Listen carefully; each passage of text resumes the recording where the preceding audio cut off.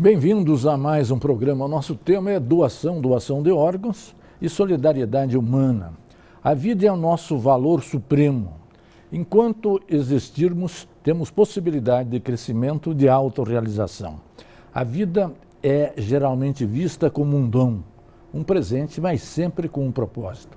Com o avanço da medicina e das condições de existência, tem aumentado a longevidade das pessoas.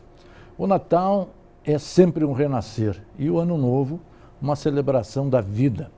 Nesse programa, nós vamos ter por base a generosidade e a solidariedade das pessoas que as expressam pela doação de sangue e de órgãos. Outra forma de prolongar a nossa vida e dos nossos semelhantes. A nossa entrevistada de hoje é a professora Caíssa Veloso Souza, professora da Faculdade Novos Horizontes, é uma especialista nessa área, tem se tornado e tem orientado exatamente trabalhos de dissertação neste campo, que é um campo extremamente interessante. Desde quando, professora, bem-vinda, desde quando se pratica a doação de sangue para prolongar a vida das pessoas? Bom, muito obrigada pelo convite, é um prazer estar aqui com vocês. A doação de sangue, ela não é um ato muito recente, ela é praticada desde as grandes guerras, né, para que pudesse prolongar a vida dos soldados em combate. Sim. E quando, por exemplo, a doação de sangue e também de órgãos tornou-se uma tecnologia da medicina para tratamento humano? Olha, para tratamento humano com maior ênfase, nós podemos relatar na segunda metade do século XX, até pelo desenvolvimento da medicina, dos métodos, né? Especialmente a doação de órgãos, né? Agora no final do século XX, início do século XXI, é possível já relatar grandes avanços, assim como em vários outros campos da medicina. E quando essa prática de doação de sangue chega ao Brasil, chega nesse mesmo período ou chegou um pouco mais tardiamente? Olha, no Brasil, ela chega um pouco a posteriori, ela chega um pouco depois, mas é interessante relatarmos que na década de 80 para frente, por volta de 1988 especificamente, nós temos um grande avanço, especialmente no que se trata ao sistema de controle de todo o processo quando se trata da doação de sangue, né? Até pela disseminação do conhecimento do vírus da AIDS, onde gerou grande medo nas pessoas, o sangue passou a representar um tabu, o sangue passou a representar algo que pudesse trazer doenças, né? Nós identificamos nas pesquisas que há uma simbologia muito forte no sangue e na década de 80 isso foi intensificado. Então, na década de 80 houve todo um processo de reajuste da doação de todas as etapas no Brasil. Perfeito. O que mais mudou nesse período? Porque, se não me engano, antes de 88, da Constituição, o sangue era vendido e não era doado. Era isso mesmo, professor? Sim, é isso mesmo. Até o final da década de 80, até 1988, era permitido que se comprasse o sangue. O sangue ele não era doado, ele era vendido. E isso pode trazer um grande problema, né? Por exemplo, digamos que uma determinada pessoa vá doar sangue porque ela pensa em fazer o bem para o próximo, porque ela pensa em contribuir com alguém que está precisando, que é o que nós identificamos muitas vezes hoje, né? Um ato efetivamente de solidariedade, um ato altruísta. Essa pessoa, digamos que ela tenha uma hora de trabalho que custe para ela R$50, R$100, você oferece, estou só exemplificando, não querendo colocar valores no sangue, longe disso, mas que se ofereça um valor X que seja abaixo da hora de trabalho dela, ela pode se recusar a doar sangue. Por quê? Porque não vale a pena, né? Eu faria isso por um ato altruísta, mas eu não faço isso por um ato mercadológico, é diferente. Perfeito. Qual tem sido a evolução dos estoques de sangue, quando aumenta, digamos, a procura e quando diminui exatamente a oferta? Bom, justamente nessa época que nós estamos, que é o final do ano, férias e carnaval. Nessa questão do sangue, é interessante fazer um comentário que nós temos 1,78% da população que atualmente é doadora de sangue, né? Doadora de repetição, doa sempre sangue. 1,78, mas sobre quantas pessoas? Sobre a população... 1 milhão de pessoas? Não. Sobre a população entre 18 a 69 anos, que é a população, aliás, 16 a 69 anos, que é a população apta a doar sangue. Sim. Tá? Esse percentual é relativamente baixo comparado com os outros países ou é altíssimo? Não, ele é baixo. Por exemplo, a Organização Mundial de Saúde, ela preconiza que esse percentual transite entre 3 a 5% da população. Então, ele é baixo. Inclusive, nos últimos anos, de 2011 para 2014, esse dado que nós temos é de 2014, houve uma redução no percentual. Ele chegou a 1,9 e hoje ele está em 1,78. Então, ele está abaixo do preconizado pela Organização Mundial de Saúde.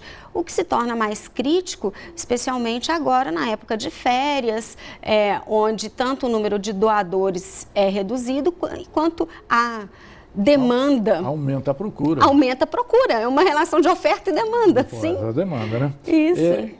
Dá para traçar um perfil do doador de sangue? Esse perfil, ele é um pouco similar entre as regiões, né? Normalmente são pessoas mais jovens, né? Muitas pessoas do sexo masculino que fazem a doação de sangue, mas é interessante que nas pesquisas nós identificamos uma predisposição das mulheres em fazer a doação de sangue. Então, a gente pode pensar nesse perfil como algo que pode mudar ao longo do tempo. Perfeito. No segundo bloco, nós vamos explorar um pouco qual a motivação dessas pessoas em doar sangue e depois também em doar órgãos. Um instante só, voltaremos já. Interconexão Brasil. Oferecimento: Sindicato dos Professores da UFMG.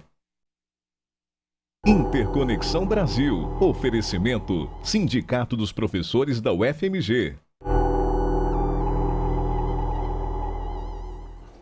Bem-vindos de volta. Nós estamos trabalhando o tema doação e solidariedade, exatamente aproveitando o Natal e o Ano Novo, quando as pessoas pensam no renascer e também na celebração propriamente da vida. E nós estamos fazendo essa ligação exatamente para reforçar a solidariedade humana, né? O que leva uma pessoa, o que a motiva a doar sangue?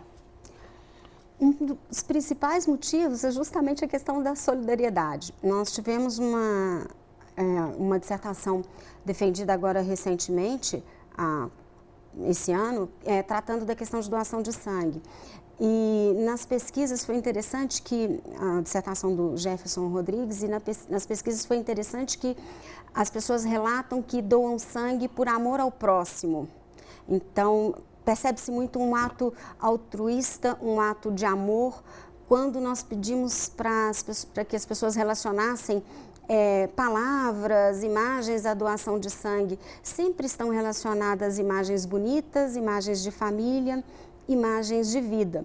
Mas uma questão interessante também é que, além desse ato altruísta, percebe-se muito que as pessoas, um relato que foi frequente nos nossos trabalhos é que as pessoas doam sangue hoje porque elas acreditam que podem precisar de sangue amanhã. Tem a expectativa de recebê-lo amanhã. Tem expectativa de recebê-lo amanhã. É como se fosse, eu vou poupar hoje para consumir amanhã. É muito interessante. Sim, mas de novo é uma relação econômica. É uma relação econômica e também uma relação de vida, né? É uma relação de vida. Eu ajudo os outros e fico na expectativa de ser ajudado quando eu preciso. É interessante que muitas pessoas comentam, às vezes, olha, doar sangue me faz bem, me faz sentir feliz, né? Então, é um ato de amor ao próximo, mas eu me sinto bem a fazê-lo. Então, eu continuo. E o peso da motivação religiosa é grande ou é pequeno? O que vocês verificaram na pesquisa? Bom, nós verificamos que grande parte das religiões, até de certa forma, incentivam a doação. Claro. Há um incentivo por parte das religiões. Por quê? Porque se diz que é um ato de amor ao próximo. Há religiões, por exemplo, o Testemunho de Jeová, que não permite que o sujeito receba transfusão de sangue, mas na grande parte há uma forma de incentivo à doação. Perfeito. Como classificar os doadores? São doadores permanentes, são esporádicos? Como pensá-los? Há vários tipos de doadores, né? Tem aqueles doadores que são os doadores de repetição. O que são os doadores de repetição? São aquelas pessoas que doam sangue 2 vezes ou mais ao ano, né? Tem os doadores que são os doadores de primeira vez. São aquelas pessoas, normalmente são as pessoas que são solicitadas a fazer uma doação, então nunca doaram. Em função de um amigo, de um parente? De um amigo, de um parente. Isso é muito comum. Inclusive, voltando à questão da motivação, isso é muito comum. Muitas pessoas doam porque são solicitadas ao ato por um amigo ou até a própria família, a família do amigo, isso é muito frequente, né? E tem aqueles doadores que são os doadores esporádicos. O que são os doadores esporádicos? Eles doam com uma frequência menor do que uma vez ao ano, né? Mas eventualmente eles contribuem com o ato. Quem extrai o sangue, o que exige exatamente do doador? Que exames? Tá. O que acontece é que há um processo que se chama ciclo do sangue. Tá? O ciclo do sangue é composto por 9 etapas, né? Desde a captação, ao convencimento ao sujeito a doar sangue, até as etapas que são as etapas de triagem clínica, triagem hematológica, coleta do sangue e as análises posteriores, né? Na triagem clínica, são realizadas várias perguntas por profissionais de saúde para os sujeitos que estão doando sangue. Então, são realizadas perguntas sobre a idade do sujeito, perguntas sobre algumas de cunho mais pessoal.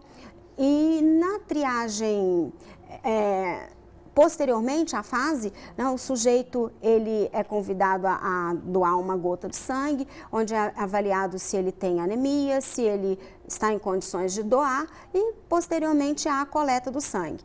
Só depois disso tudo é que há a fase de análise efetiva do sangue. Muitas pessoas dizem que as pessoas mais pobres usam a estratégia da doação do sangue para fazer um certo check-up. Já digamos que os exames do SUS são muito demorados. Isso é verdadeiro?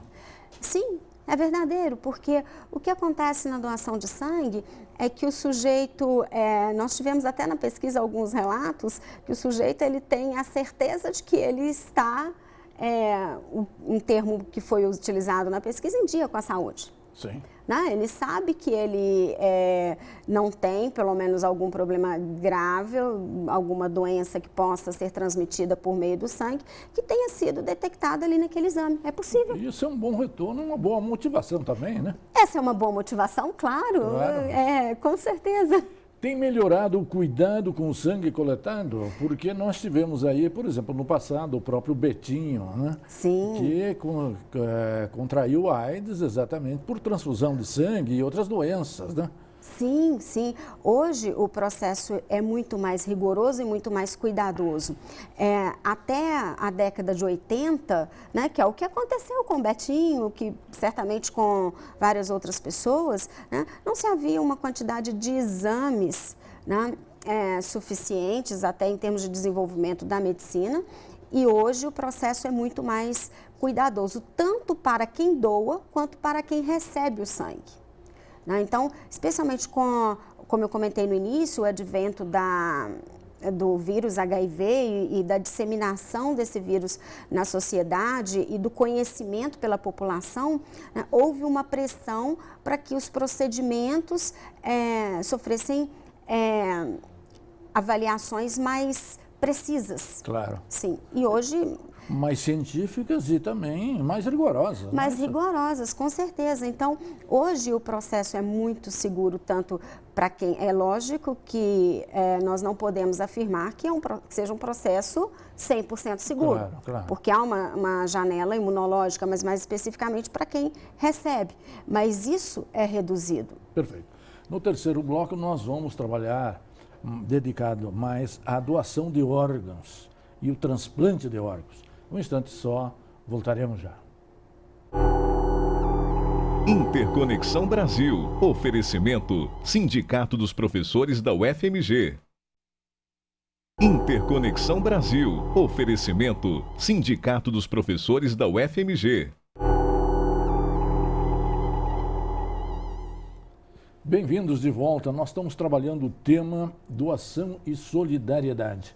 No primeiro e segundo bloco, nós o dedicamos à análise da doação, da coleta, do processamento e do armazenamento do sangue. E também como tem melhorado exatamente essa tecnologia da medicina, exatamente para prolongar a vida humana e também o bem-estar humano, né? Já deixamos no ar que nesse terceiro bloco nós trabalharíamos mais a doação de órgãos, né? Como anda, que avaliação se pode fazer desse processo de doação de órgãos no Brasil? Tem melhorado também, como nós verificamos no processo da doação de sangue, professor? Sim. Assim como no caso da doação de sangue, nós também temos uma grande demanda por órgãos. Sim. Né? E essa demanda é menor do que a oferta. Hoje, nós temos um número de 14,2 doadores por milhão de pessoas. Tá? Esse número ele sofreu um aumento nos últimos 6 anos de aproximadamente 90%, que é algo muito significativo, mas ainda há um grande número de pessoas na fila de espera. Só para você ter uma ideia, nos Estados Unidos tem-se um número de 24 doadores por milhão de pessoas. Espera-se que no Brasil, segundo estimativas, esse número chegue a 20 doadores. Nos Estados Unidos e nos outros países também é doação gratuita? A doação de órgãos depende da legislação de cada país. Sim. Existe, em alguns países, é permitido que se venda um órgão. Perfeito. Tá? Mas no Brasil, não. A doação no Brasil, ela é anônima, né? Só acontece com a aprovação da família, no caso de doação do sujeito pós-vida, né? Só com a aprovação da família, autorização da família, um parente próximo, e após a constatação de morte encefálica. Há casos de doação em vida, como por exemplo no caso dos rins, enfim, outros órgãos, mas no caso específico para doação em vida são parentes próximos. Quais são os órgãos que geralmente são doados? Rins, as doações de rins são frequentes, córnea também, né, coração, são alguns órgãos mais frequentes. E quem coordena e como é feita a retirada desses órgãos? Há um sistema que é coordenado pelo Ministério da Saúde e distribuído entre as redes, né, que há uma coordenação tanto federal quanto estadual, onde existe uma lista de espera que é única, tá, para a federação, mas existe a lista de espera para cada estado também. Perfeito. Isso tem sido respeitado ou sempre se dá um jeitinho nesse país? Bom, é uma situação interessante para comentarmos. Também a respeito do caso da doação de órgãos, a gente teve uma dissertação defendida agora recentemente do Leonardo Rezende, e nos relatos nós fizemos uma pesquisa com 24 pessoas envolvidas com a causa, ou seja, pessoas que receberam órgãos, pessoas que tiveram familiares que receberam ou doadores em vida, e assim, há alguns relatos sobre falhas no processo. Sim. Tá? Nós tivemos recentemente a prisão do presidente da Hemobras e de um diretor da Hemobras que atuam no Recife e ligados exatamente ao partido do governo. Isso, que falcatrua é essa? Significa que estamos usando, digamos, o tráfico de órgãos ou a venda de sangue. Qual a causa dessas prisões? Isso foi esclarecido ou não? Olha, até onde nós temos relatado, pelo que eu tive possibilidade de entender pela mídia, né, há uma série de fatores, mas assim, eu não ousaria agora dizer o a causa exata pelo qual essas prisões ocorreram, né? Que existe falhas no processo, as pesquisas relataram que sim, né? Então, mas a gente não tem como precisar exatamente o que aconteceu, enfim. Nas nossas pesquisas não foi esse caso referido no momento, né? Será que descobrimos mais um veio de corrupção nesse Brasil? A corrupção está no sangue ou veio para o sangue? Eu acho que a corrupção veio para o sangue. Veio para o sangue. Veio para o sangue. Mas vamos pensar assim que é melhor. Vamos pensar um pouco mais otimista. Esse país precisa ser passado a limpo. Eu acho que estamos vivendo esse processo e nós precisamos dar importância a esse trabalho que está sendo feito, porque esse país é maravilhoso e nós temos que exatamente, falando hoje em doação, em solidariedade, como aumentar a doação e a solidariedade humana entre nós brasileiros e brasileiras, professora. Até fazendo um link com a pergunta anterior, né? Uma forma, né? Nós temos que trazer mais confiança para o processo, né? Porque é um processo que, independente do que possa ter ocorrido em alguma esfera, ambos são processos que salvam vidas. Sim. Né? Por exemplo, a chance de qualquer um de nós aqui, a chance de um sujeito receber um órgão é 4 vezes maior do que a chance dele ser doador. Sim. Né? Então, é uma causa realmente que merece toda a atenção. A gente identifica, no caso da doação de órgãos, também uma questão de solidariedade. Os relatos daquelas pessoas que receberam ou que tiveram familiares que receberam são relatos muito emocionantes, né? Por várias vezes durante o processo das pesquisas, das entrevistas, as pessoas se emocionavam. Claro. Então, são relatos muito importantes e nós não sabemos quem pode no futuro precisar de uma doação. E quem recebe normalmente se torna doador, tanto ele quanto a família, é isso mesmo? É muito interessante. Nós, por exemplo, às vezes a família não é a favor da doação de órgãos, por exemplo. Dada a necessidade de um ente dessa família, a família toda se torna apta. Então, nós tivemos exemplos no caso de doação, um caso de rim, no caso de medula. Então, a família... E é interessante, no caso de medula, por exemplo, a gente vê posso dizer, uma força-tarefa dos pais motivando as pessoas a se cadastrarem como doadoras, às vezes pais que perderam seus filhos para que outros sejam salvos. Perfeito. Professora, eu queria agradecer a sua presença, cumprimentá-la pelo trabalho dessas teses em 2 temas extremamente importantes: doação de sangue, doação de órgãos, transplante de órgãos, que são exatamente expressões da solidariedade humana e da vida humana que continua depois da nossa partida propriamente dita. E repensar a doação e a solidariedade nesse momento de final de ano, que se celebra a renovação pelo Natal e também a alegria de começar um novo ano, é sempre uma forma de nós valorizarmos e pensarmos na solidariedade humana e aumentá-la, essa solidariedade entre nós. E você, telespectador que sempre nos acompanha, nos prestigia, muito obrigado pela sua audiência e até a semana que vem.